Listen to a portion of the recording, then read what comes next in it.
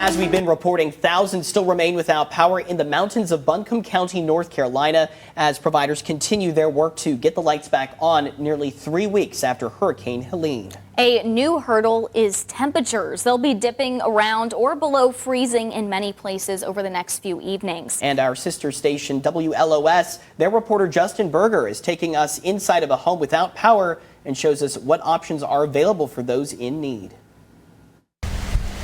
On Tuesday evening on Guffey Mountain Road in Fairview, Frank McBride's thermometer dips below 40 degrees. You put on layers. An oil lamp illuminating his kitchen table. It's a necessity. It's not an ambience, believe me. His toilets haven't flushed in weeks. He doesn't have power. The record for us is 5 days. And how long's it been now? 18. As his breath becomes more visible, he's piling on the layers, wearing multiple around the house, sleeping with extra comforters. But he says going to the shelter has not crossed his mind. Luckily, a neighbor further up the mountain lent us the barbecue thing. You know, it's a little one, but it's fine. You know, have a hot tea here. Many on his road are without power. Just outside his home, downed lines, splintered poles, and out-of-place transformers.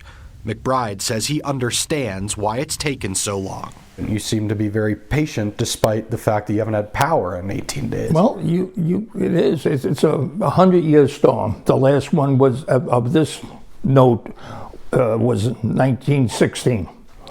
So I lived too long. The cold weather is going to stick around for at least a few more days, and it's no telling when power will be completely restored. You may decide it's time to head to the shelter. That information for Buncombe and all other area counties is available on our website. Reporting in Buncombe County, Justin Berger, News 13. You know, I don't think so many people would be as bold as he is to stay in that home for so long. It seems like he has the resources at this point to, you know, at least have some sort of light to cook meals. But, you know, for some, they need that, you know, those relief centers. Obviously, those news crews were able to get up to where McBride is located, so access isn't an issue for him. It's just he's choosing to stay at home. Yeah, I think for especially people who may need some sort of at-home medical care with electricity too, that's something to play a factor here. They can't just kind of hunker down as he is, but you know the feeling when you're out of power for even a night or a day, not being able to shower, going and kind of out of habit going to switch that light switch on and off.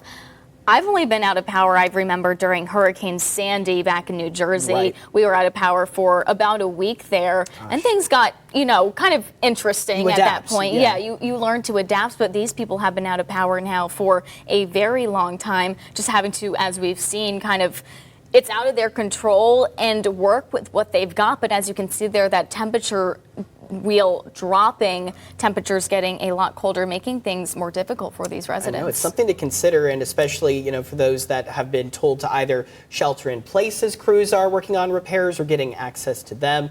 You know, for many, maybe it is time to consider, you know, other options of instead staying in their home, maybe seeking out some resources that can keep them warm. Yeah, I mean, we've been seeing here in Chattanooga our temperatures dropping, especially today and tomorrow, last night, and it's chilly. I mean, Dane, you just said you put your heat on in your apartment last night. And it feels like a nice luxury to have, but again, so many still without that, and so just, you know, putting on as many layers as they can bear, and, you know, have the gas kerosene lanterns inside.